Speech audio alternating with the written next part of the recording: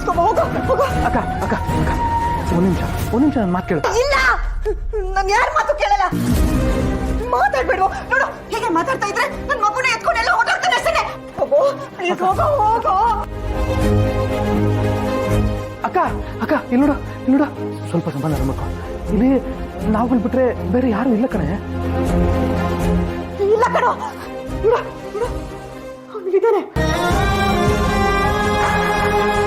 ಮಗು ಎತ್ಕೊಂಡಿದ್ದಾನೆ. ಎತ್ಕೊಂಡು ಹೇಗೆ ಆಡಿಸ್ತಿದ್ದಾನೆ ನೋಡು. ನನ್ನ ಗೇಲಿ ಮಾಡ್ತಿದ್ದಾನೆ ಕಣೋ. ಹೋಗೋ ಪ್ಲೀಸ್.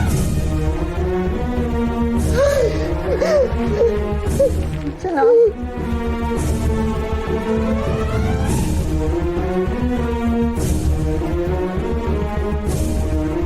ಸಿಂಚನ, ಯಾಕೆ ಪರಿಸ್ಥಿತಿನ ಅರ್ಥ ಮಾಡ್ಕೋತೀನ? ನೋಡು, ನೀನು ವಾಸ್ತವನ ಒಪ್ಕೊಂಡೆ ಹೋದ್ರೆ ನೀನ್ ನಾರ್ಮಲ್ ಆಗಲ್ಲ ಕಣೆ. ವಾಸ್ತವ ಏನ್ ಗೊತ್ತಾ, ನಿನ್ ಮಗು ಇಲ್ಲ ಸಿಂಚನ.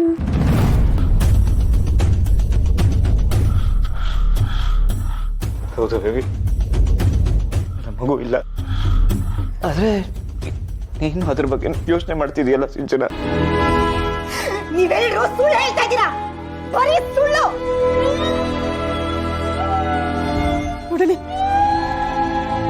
ಅಯ್ಯೋ ನೋಡು, ನನ್ನ ಮಗು ಅವನು ಎತ್ಕೊಂಡಿದ್ದಾನೆ.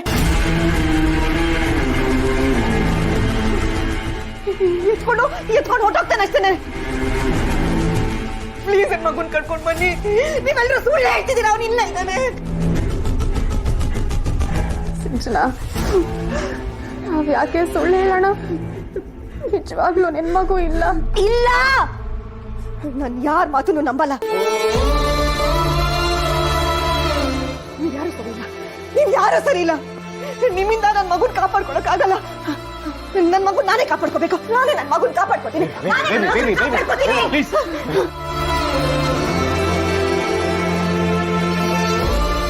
ಯಾಕೆ ಹೀಗಾಡ್ತಿದ್ದಾಳೆ?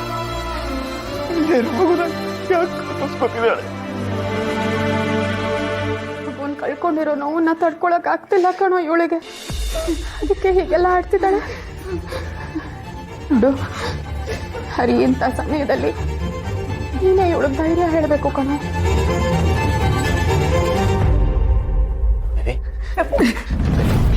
ಹತ್ರ ಬರ್ಬೇಡ ನೀನು, ನನ್ನ ಮಾತು ಹತ್ರ ಬರ್ಬೇಡ.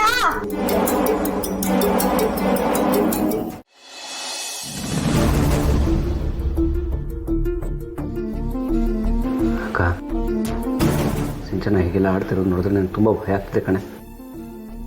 ಇನ್ನೂ ಸಲ ಅವಳನ್ನ ಸೈಕ್ಯಾಟ್ರಿಸ್ಟ್ ಅಂತ ಕರ್ಕೊಂಡು ಹೋಗೋಣ.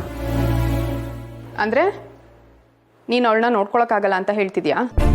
ಹೇಗೆ ನೋಡ್ಕೊಳ್ಳಿ ಅಕ್ಕ, ಅವಳು ಹೀಗೆ ಆಡ್ತಿದ್ರೆ ಹತ್ರ ಹೋಗಕ್ಕೆ ಬಿಡಲ್ಲ ಅಂತಾಳೆ. ಹೇಗೆ ಸಮಾಧಾನ ಮಾಡಲಿ ಹೇಳು? ನೋಡು, ನಿನಗೆ ನೋಡ್ಕೊಳಕ್ಕಾಗಲ್ಲ ಅಂದರೆ ಸುಮ್ಮನಿದ್ಬಿಡು, ನಾವು ಅವಳನ್ನ ನೋಡ್ಕೋತೀವಿ. ಹೆಂಡತಿ ಇಂಥ ಪರಿಸ್ಥಿತಿನಲ್ಲಿರುವಾಗ ಅವಳನ್ನ ನೋಡ್ಕೊಳ್ಳೋ ಬದಲು ಹೀಗೆಲ್ಲ ಮಾತಾಡ್ತಿದ್ಯಲ್ಲ. ಯಾಕೋ ಮದುವೆ ಆದೆ ಅವಳನ್ನ.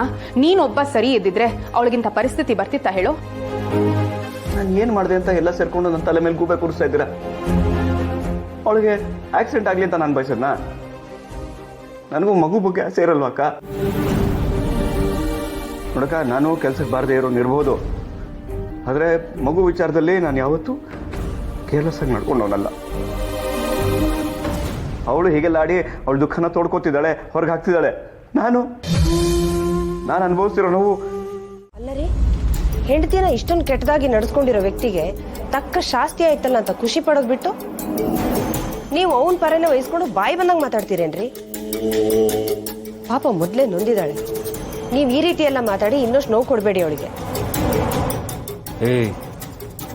ಅವಳು ನೋವು ಅನುಭವಿಸ್ಲಿ ಅಂತ ನಾನೆಲ್ಲ ಹೇಳ್ತಾ ಇದ್ದೀನಿ. ಇಂಥ ಪರಿಸ್ಥಿತಿ ಯಾವ ಹೆಣ್ಮಕ್ಳಿಗೂ ಬರೋದು ಬೇಡ ಅಂತ ಹೇಳ್ತಾ ಇದ್ದೀನಿ ಅಷ್ಟೇ. ಅವಳು ಈ ಥರ ತಾಳಿನ ಕಿತ್ತು ಅವನ ಕೈ ಕೊಟ್ಟು ಬಂದರೆ ಸಮಾಜ ಏನು ಹೇಳುತ್ತೆ? 4 ಜನ ಏನು ಮಾತಾಡ್ತಾರೆ? ನಾವು ಹೊರಗಡೆ ತಲೆ ಎತ್ಕೊಂಡು ಓಡಾಡೋಕ್ಕಾಗತ್ತ? ಯಾರೋ 4 ಜನ ಮಾತಾಡ್ತಾರೆ ಅಂದ್ಬಿಟ್ಟು ನನ್ನ ಮಗಳ ಜೀವನ ಹಾಳು ಮಾಡೋಕ್ಕಾಗತ್ತಾ? ಪಾಪ ನನ್ನ ಮಗಳು ಕಷ್ಟಪಡ್ತಿದ್ದಾಗ, ಅವ್ನು ಕೊಡ್ತಾರೋ ಹಿಂಸೆನ ಅನುಭವಿಸ್ತಿದ್ದಾಗ ನೀನು ಹೇಳಿದ್ಯಲ್ಲ 4 ಜನ, ಅವ್ರು ಬಂದು ಇವಳನ್ನ ಕಾಪಾಡಿದ್ರ? ಸಮಾಜ ಏನ್ ಅನ್ಕೊಳತ್ತೋ ಏನು ಅಂತ ಎಷ್ಟೋ ಜನ ಹೆಣ್ಮಕ್ಳು ಈಗಲೂ ಕೂಡ ಗಂಡ ಕೊಡೋ ಹಿಂಸೆನ ಸಹಿಸ್ಕೊಂಡು ಅವನ ಜೊತೆಗೆ ಬದುಕ್ತಾ ಇರ್ತಾರೆ. ಕೊನೆಗೊಂದಿನ ಬದುಕೋಕ್ಕಾಗಲ್ಲ ಅಂದಾಗ ಅವ್ರ ಜೀವನ ಅವರೇ ಕಳ್ಕೊಳ್ತಾರೆ.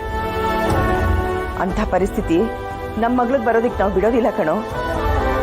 ಹೆತ್ತೋರ್ಗೆ ಮಕ್ಳು ಯಾವತ್ತೂ ಭಾರ ಆಗಲ್ಲ ಕಣೋ. ನೋಡು, ಅವಳನ್ನ ಕೊನೆಯವರೆಗೂ ಇಲ್ಲಿಟ್ಕೊಂಡು ಅವಳನ್ನ ನಾವು ಚೆನ್ನಾಗಿ ನೋಡ್ಕೊಳ್ತೀವಿ. ಯಾಕೆ ಈಗ ಅವಳು ನಿಮ್ಮ ಮನೆಗೆ ಬಂದಿದ್ದಾಳೆ, ನಿನಗೆ ಹೊರೆ ಆಗ್ತಾಳೆ ಅಂತ ತಾನೆ ನೀನು ಹೀಗೆಲ್ಲ ಮಾತಾಡ್ತಾ ಇರೋದು?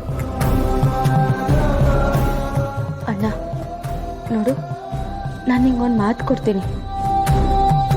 ನಾನು ಯಾರಿಗೂ ಹೊರೆಯಾಗಿರೋಕ್ಕೆ ಇಷ್ಟಪಡಲ್ಲ. ಒಂದು ಕೆಲಸ ಮಾಡು, ನಾನು ಈ ಮನೆಗೆ ಒಂದು ಸ್ವಲ್ಪ ದಿನಕ್ಕೋಸ್ಕರ ಬಂದಿರೋ ಅತಿಥಿ ಅಂತ ಅಂದ್ಕೊಂಡ್ಬಿಡು. ನಾನು ಮುಂದೆ ಏನು ಮಾಡಬೇಕು ಅಂತ ಯೋಚನೆ ಮಾಡಿ ನಿರ್ಧಾರ ಮಾಡಿಕೊಂಡು ನನ್ನ ಜೀವನನ ನಾನು ರೂಪಿಸ್ಕೋತೀನಿ. ನಾನು ನಿನಗೆ ಭಾರ ಆಗಲ್ಲ ಕಣೋ. ಇಲ್ಲೇ ನೀವೆಲ್ಲರೂ ನನ್ನನ್ನು ತಪ್ಪು ತಿಳ್ಕೊತಿರೋದು. ನೀನೆಲ್ಲ ನನಗೆ ಭಾರ ಆಗ್ತೀಯ ಅಂತ ಹೇಳಿದೆ? ನಿನ್ನ ಗಂಡನ ಜೊತೆ ನೀನು ಚೆನ್ನಾಗಿ ಬಾಳ್ಬೇಕು, ಅದೇ ನನ್ನ ಉದ್ದೇಶ. ಅಣ್ಣನಾಗಿ ನನಗೂ ಒಂದಷ್ಟು ಜವಾಬ್ದಾರಿ ಇರುತ್ತಲ್ವಾ? ನಿನಗೆ ಆ ಜವಾಬ್ದಾರಿ ಇದ್ದಿದ್ರೆ ಅವಳ ಹತ್ರ ನೀನು ಹೀಗೆಲ್ಲ ಮಾತಾಡ್ತಾ ಇರಲಿಲ್ಲ ಕಣೋ. ಪಾಪ ಅವಳ ಈ ಸ್ಥಿತಿಲಿ ನಿಮ್ಮ ಮನೆಗೆ ಬಂದಿದ್ದಾಳೆ ಅಂದಮೇಲೆ ಅಣ್ಣನಾಗಿ ನೀನು ಅವಳಿಗೆ ಒಂದು 4 ಸಮಾಧಾನದ ಮಾತುಗಳನ್ನ ಆಡಿ ಅವಳಿಗೆ ಧೈರ್ಯ ತುಂಬೋದನ್ನ ಬಿಟ್ಟು ಅವನ ಜೊತೆಗೆ ಹೋಗು ಅಂತ ಹೇಳ್ತಿದ್ಯಲ್ಲ, ನೀನೊಬ್ಬ ಅಣ್ಣನೇನೋ?